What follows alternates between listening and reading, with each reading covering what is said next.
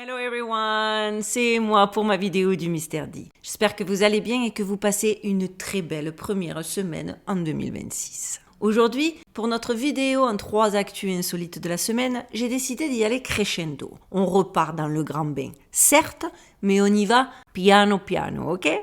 Alors, il y a encore quelques années, quand on parlait de manipulation, on imaginait quelque chose de lourd, de complexe, presque de théâtral. Des mensonges d'État, des secrets bien gardés, des dossiers classifiés. Aujourd'hui, vous allez le voir, ce n'est absolument plus comme ça que cela fonctionne. Aujourd'hui, en vérité, il suffit parfois d'une vidéo, d'un article mal recopié, de quelques algorithmes qui se répondent entre eux pour qu'un événement qui n'existe pas produise pourtant des effets bien réels dans le réel.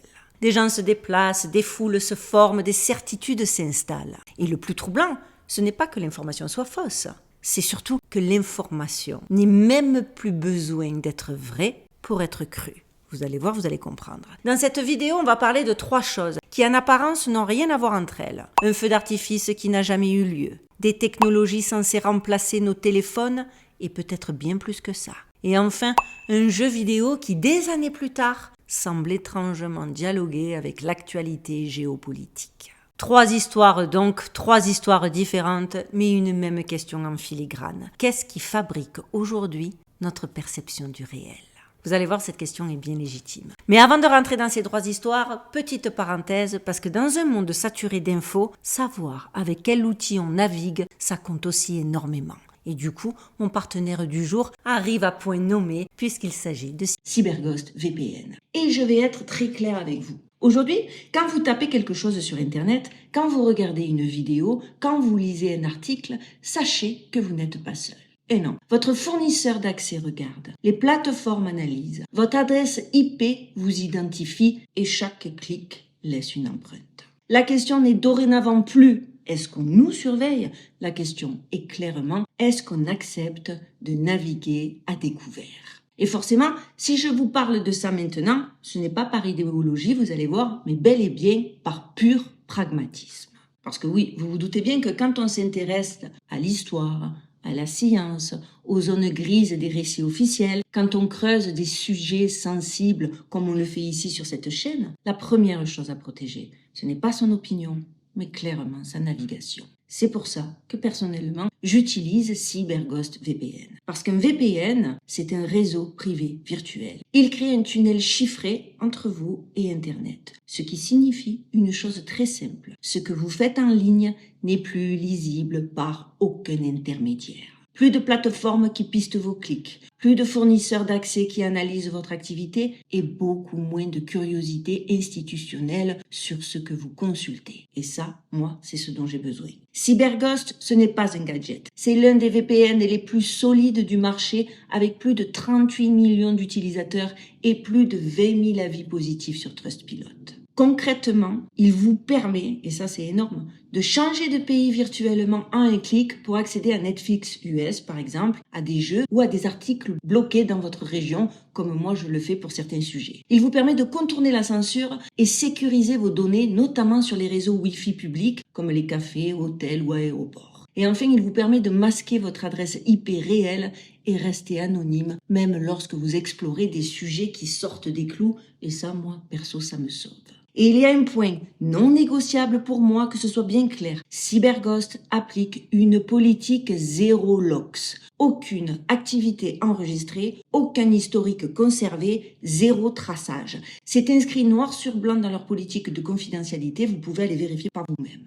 Côté usage, c'est simple et propre. L'application fonctionne sur PC, Mac, smartphone, tablette et Smart TV et elle est ultra intuitive, même si vous n'êtes pas technophile. Et vous savez quoi ? Vous avez 45 jours en plus satisfaits ou remboursés pour tester sans aucun risque. Et avec mon lien en description, vous avez accès à une offre en plus très claire, moins 83% de réduction, plus 4 mois offerts sur l'abonnement CyberGhost. Personnellement, je n'ouvre plus un navigateur sans VPN parce que dans le monde actuel, ne pas se protéger, c'est laisser les autres décider à votre place.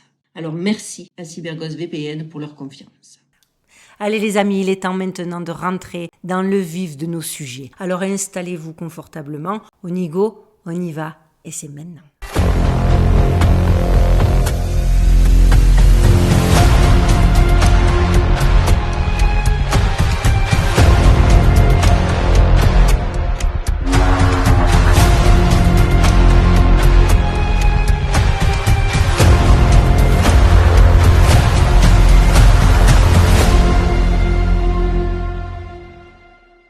on rentre directement dans notre actu numéro 1, le feu d'artifice fantôme du Brooklyn Bridge. Pour commencer, j'aimerais revenir sur une histoire qui à première vue pourrait prêter à sourire, mais qui en réalité dit énormément de choses sur notre époque. En effet, le soir du Nouvel An, à New York, des milliers de personnes se sont rendues aux abords du Brooklyn Bridge, persuadées qu'un feu d'artifice spectaculaire allait être tiré au-dessus de l'East River. Certains étaient venus tôt, d'autres avaient bravé le froid, beaucoup avaient leur téléphone à la main, prêts à filmer l'instant qui se voulait historique. D'ailleurs, vous pouvez le voir en image, une vidéo virale capture même ce moment. La foule, le compte à rebours, l'excitation. 5, 4, 3, 2, 1, Happy New Year! Puis, un silence total, presque gênant, voire risible. Quelqu'un murmure « We got pranked ». On est pranké. Un autre répond « Qu'est-ce qu'on disait pour 2026 ?» On dirait que c'est pas le meilleur des départs. Parce que le feu d'artifice n'a jamais existé. Il n'était pas prévu. Il n'avait pas été annoncé officiellement par la ville. Il n'y avait aucun dispositif en place et pourtant l'information circulait partout. Sur TikTok, sur Instagram, sur Reddit, relayée par des vidéos impressionnantes de feux d'artifice spectaculaires au-dessus du pont. Mais il s'agissait en réalité d'images recyclées du 4 juillet ou générées par intelligence artificielle, repostées comme si elles annonçaient l'événement du Nouvel An. Même certains médias culturels comme Time Out New York avaient listé Brooklyn Bridge Park comme spot idéal avant de corriger discrètement, après coup. Ce qui est troublant ici, les amis, ce n'est pas qu'une information soit fausse. Des fausses informations, il y en a toujours eu, il y en aura encore. Ce qui est par contre tout à fait troublant, c'est que personne n'a eu besoin de vérifier. C'est-à-dire, l'information était tellement crédible parce qu'elle était répétée, parce qu'elle était cohérente, parce qu'elle apparaissait sur plusieurs plateformes en même temps. Résultat, un événement inexistant a produit des effets bien réels. Des foules, des déplacements, de l'attente, de la frustration et surtout une immense démonstration de la nouvelle confiance aveugle envers un récit numérique. Et justement, ce qui est peut-être le plus inquiétant dans cette histoire, ce n'est pas l'erreur en elle-même, mais ce qu'elle révèle de notre rapport collectif à l'information, de ce qu'il est devenu aujourd'hui avec les réseaux. Aujourd'hui, pour beaucoup de gens, voir quelque chose sur un écran suffit à le rendre réel. Peu importe que ce soit vérifié, confirmé ou officiel. Si c'est visible, si c'est partagé, commenté, alors ça veut dire que ça existe. On n'est plus dans le « je crois parce que je l'ai vu de mes propres yeux ou parce que j'ai fait mes propres recherches », mais dans le « je le crois parce que je l'ai vu passer ». Et quand on dit parce que je l'ai vu passer, ça veut dire à la télévision, sur les réseaux, dans un flux qui se répète jusqu'à devenir une évidence. Et dans un tel contexte, la question n'est même plus de savoir si les gens sont naïfs ou intelligents. La vraie question, c'est comment résister quand tout l'environnement informationnel est conçu pour court-circuiter le doute, la vérification et le recul. Ça en dit long sur le projet Bluebeam, si vous voulez, si vous savez lire le filigrane. Cette histoire montre à quel point une population peut être orientée, non pas par la force, mais par la répétition, l'image et l'illusion de consensus.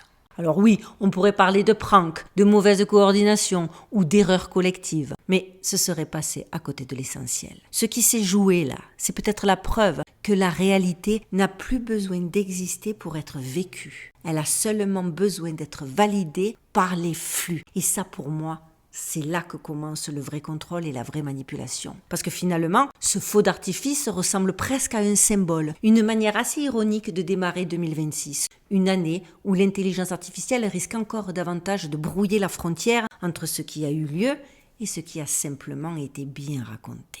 Et c'est pour ça que notre info 2 est aussi hyper importante. Actu numéro 2, Neuralink, la fin du smartphone et de ce qui vient après.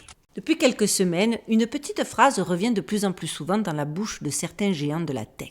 Une phrase qui, prise isolément, pourrait passer pour de la provocation ou de la science-fiction, mais qui, répétée, commence à dessiner clairement autre chose. Oh, regardez Madame Duchesse.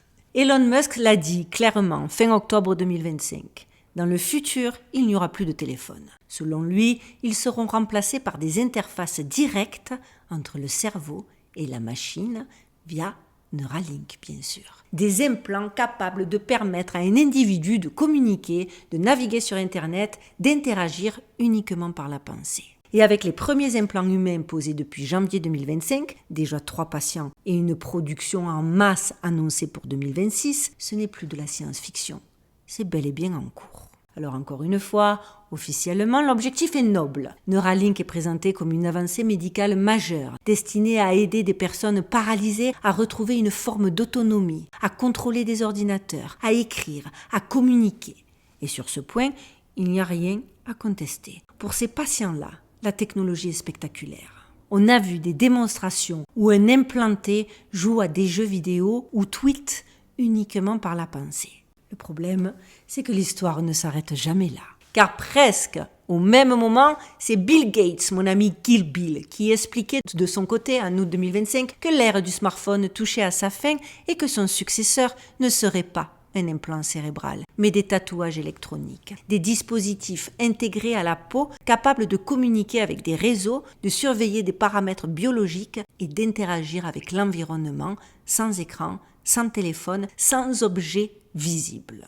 Et c'était développé par Chaotic Moon, racheté par Accenture. Ces tatouages pourraient même servir de monitoring santé de l'ID numérique. 2 vidéos différentes donc, mais un vrai point commun fondamental. Le téléphone, tel qu'on le connaît, est présenté comme une étape transitoire. Je vous en avais déjà parlé, je vous mets les vidéos en barre de description. Et quand on prend un peu de recul, ça n'a rien de surprenant. Le smartphone, pensez-y, nous a déjà habitués à tout, à externaliser notre mémoire, à déléguer nos décisions, à vivre avec un objet constamment collé à nous, à accepter d'être géolocalisé, notifié, mesuré, analysé. Il a normalisé l'idée qu'un dispositif technologique puisse être une extension permanente de nous-mêmes. Alors quand ces mêmes acteurs nous expliquent que le prochain stade logique est de supprimer l'écran, de supprimer l'objet et d'intégrer directement l'interface au corps, voire au cerveau, ils ne parlent pas de rupture, ils parlent clairement de continuité. Et c'est là que l'analyse devient beaucoup plus inquiétante. Et puis c'est pas comme si je n'en avais jamais parlé. Je vous mets toutes les vidéos en barre de description. Parce qu'une technologie qu'on peut poser sur une table, on peut la couper, la laisser chez soi, l'éteindre, l'ignorer. Une technologie intégrée au corps, par contre, beaucoup moins. On nous dit que ces systèmes seront optionnels, volontaires, éthiques, régulés, le même discours que d'habitude. Mais l'histoire des technologies nous a déjà montré une chose. Ce qui commence comme un choix finit souvent comme une norme. L'obligation arrive jamais par décret, elle arrive par exclusion. On ne vous dira pas vous devez, on vous dira vous pouvez, puis c'est plus simple, puis c'est plus rapide, puis c'est plus sécurisé. Et un jour, sans annonce officielle, sans vote spectaculaire, vous découvrirez que sans interface, sans dispositif, sans comptabilité, certaines portes vous resteront fermées. D'autant plus dans un monde où l'identité devient numérique, l'accès aux services devient conditionné, la rapidité, la fluidité et la conformité sont valorisées. Et on a déjà vu ça pendant la maladie masquée. Soit, pour être plus explicite, pas de compte, pas d'accès, pas de service. À ce stade-là, la technologie ne sera plus un outil, mais une condition d'existence sociale. À partir de là, la question n'est plus seulement médicale ou technologique, elle est politique, sociale et profondément civilisationnelle. Si demain, interagir avec le monde passe par une interface intégrée, que ce soit implant, wearable, tatouage, peu importe la forme, alors celui qui contrôle l'interface contrôle l'accès, la communication, l'identité et potentiellement le comportement.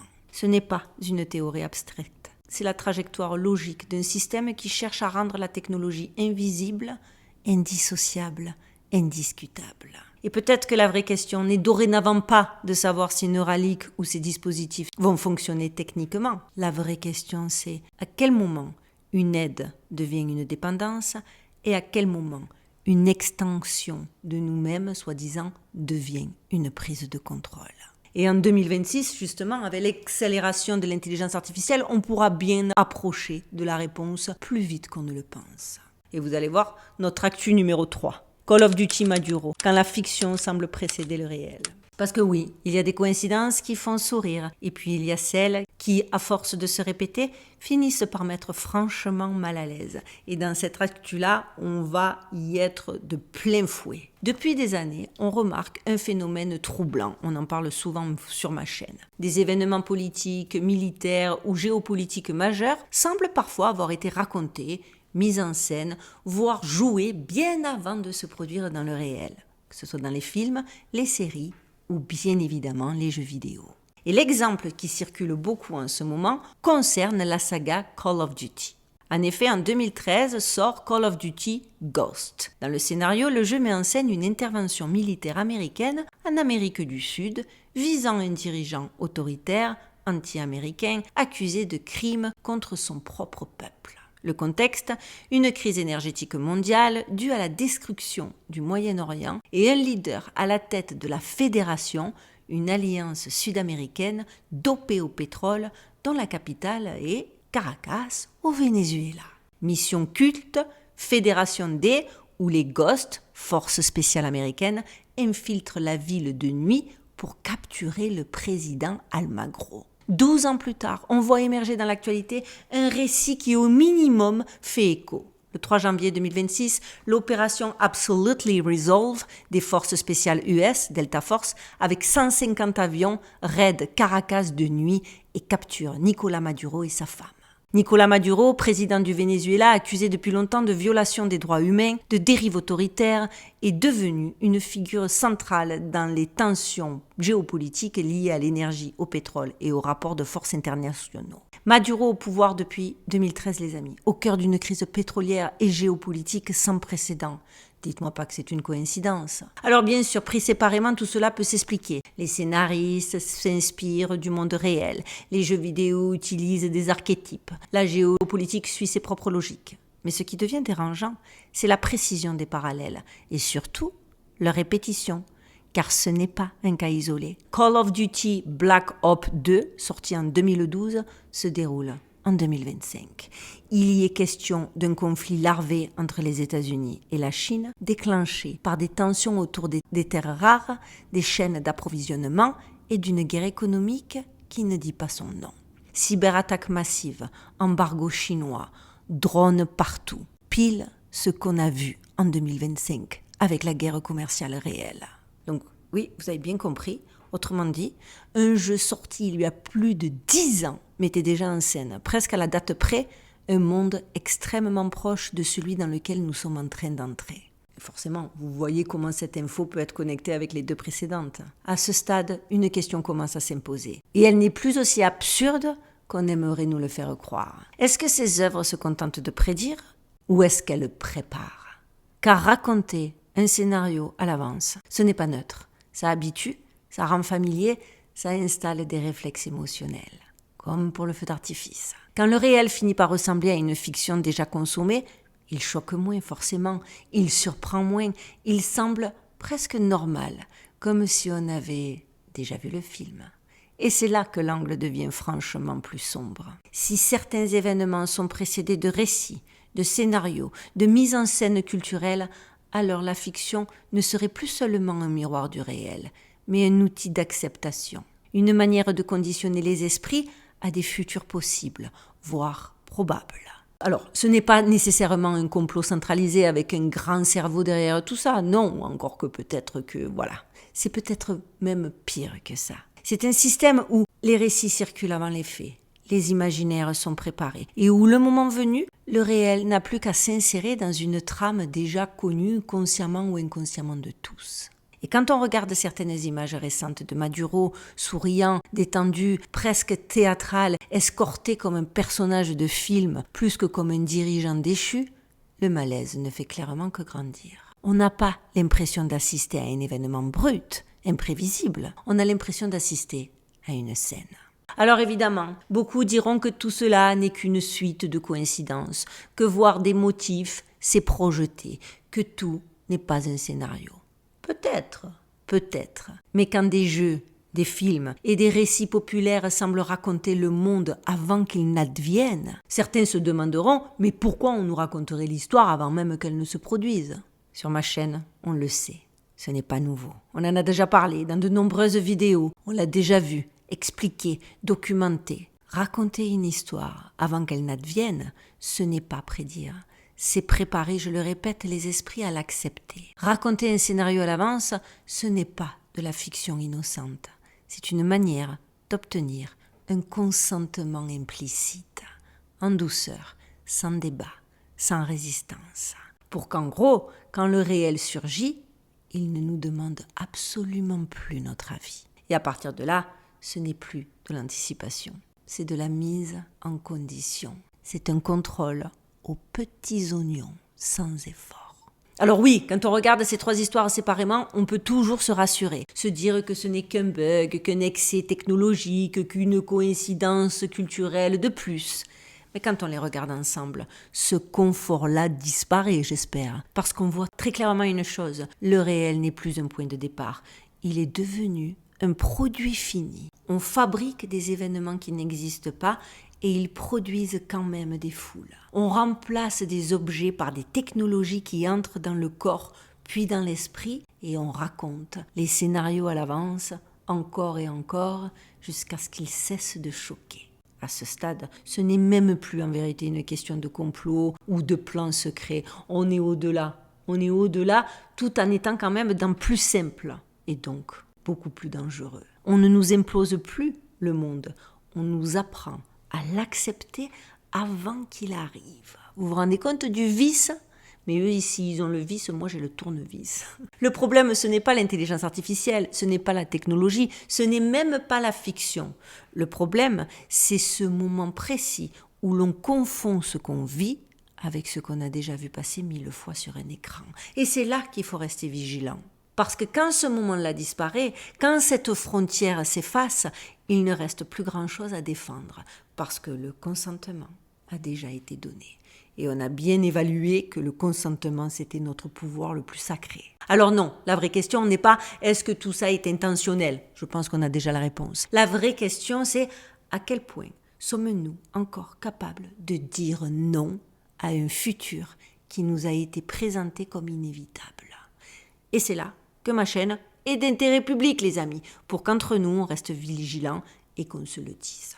Voilà, tout est dit. Si cette vidéo vous a parlé, si elle vous a fait réfléchir, tiquer ou simplement lever un sourcil, pensez à faire les gestes les plus simples et pourtant les plus puissants. Likez la vidéo, commentez-la, partagez-la autour de vous. N'hésitez pas, parce que c'est vraiment important. Ce sont ces interactions-là qui permettent à la vidéo d'être poussée, suggérée et de toucher des gens qui ne nous connaissent pas encore. Et pour celles et ceux qui arrivent ici pour la première fois, n'hésitez pas à vous abonner, ça ne vous coûte rien, ça prend 1 seconde et ça fait une vraie différence pour des petits créateurs indépendants comme moi. Vraiment. Et on a besoin aussi d'être là, nombreux, parce que plus on est nombreux, plus ces sujets circulent, plus on est nombreux, plus on garde un espace pour penser, questionner et ne pas tout avaler sans recul.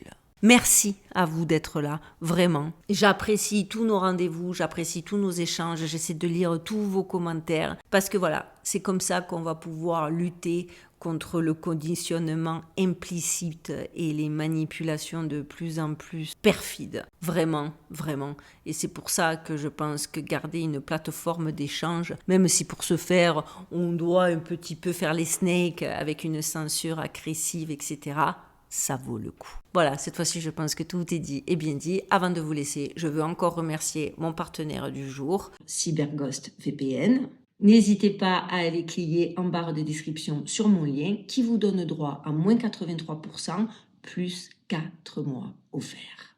On se retrouve dimanche pour notre vidéo dossier et en attendant, prenez bien soin de vous, prenez bien soin de vos proches, gardez l'œil ouvert et surtout, stay safe les amis.